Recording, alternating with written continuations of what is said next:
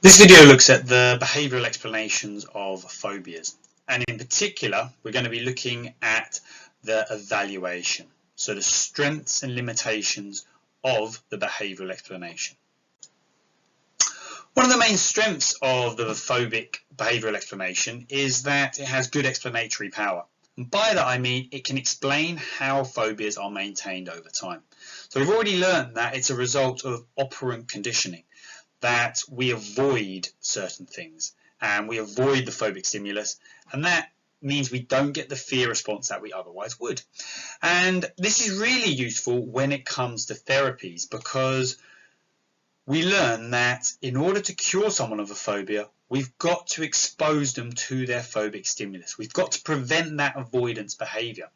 So a major strength then of this explanation is that it can be used for treatments and successful treatments, and it also helps us explain phobias over a long period of time.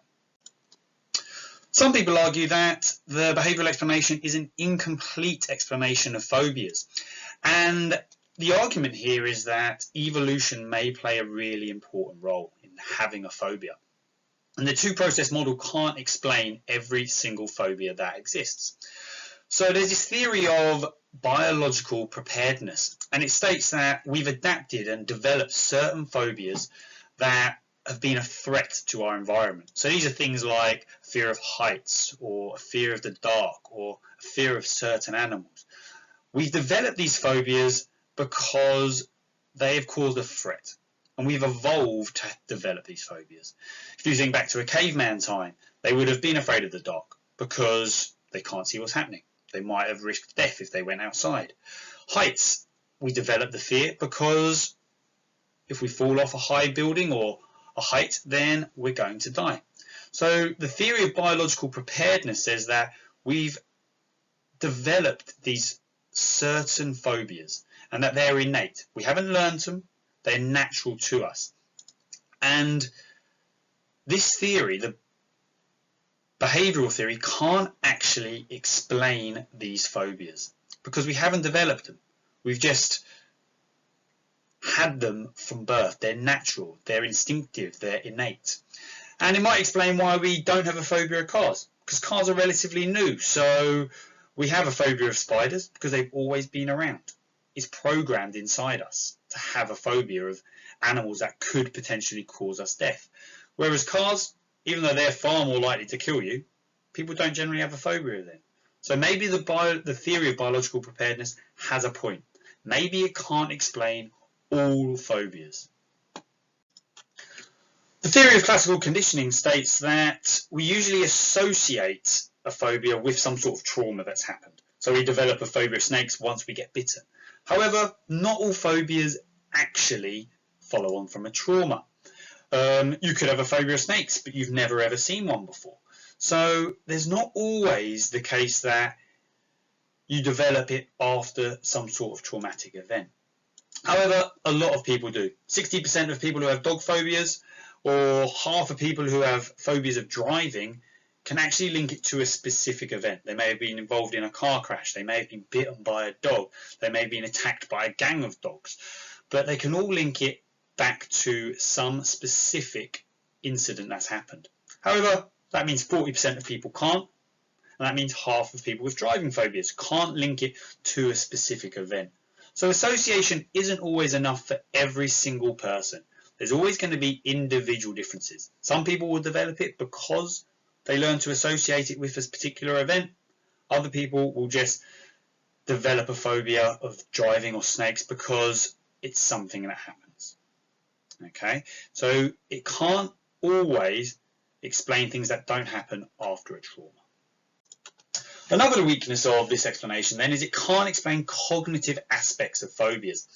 So some people have phobias of lifts and enclosed spaces, that if I go in this lift I'm going to suffocate and I'm going to die. So that's quite an extreme cognitive reaction and cognitive aspect of a phobia. It's all about thinking, that you think if you go into that little space you are going to suffocate and you are going to die.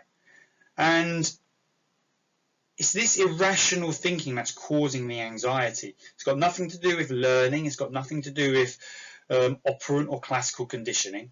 there's clearly a cognitive explanation for that phobia. Something has gone on in your brain. There's some irrational thinking going on there that's causing you to have this phobia. The further strength then of the behavioural explanation is there is experimental research out there. We've already looked at little Albert and Pavlov's dogs. We know that classical and operant conditioning can explain certain behaviours. So we know that little Albert developed his fear of the white rat because he learned to. He associated it with the loud noise of the iron bar being struck. So there is evidence out there to suggest that this is the cause of phobias. And it's likely that other phobias can also be learned this way. Why not? So there is experimental research support, and that is a major strength of the behavioural approach. If we have a look and a recap then of all the keywords that you need to be getting into your essays, getting into your answers. It has good explanatory power. It's being used for treatments. Maybe it's an incomplete explanation of phobias. The theory of biological preparedness suggests that maybe we've developed certain phobias over time because we needed to in order to survive. Not all phobias follow a trauma. Okay, some people have phobias of dogs even though they've never really had a bad incident of them. It can't explain all cognitive aspects. Certain phobias are just due to irrational thinking, people not thinking correctly. Maybe that's why they've got a phobia and not because they've learned to.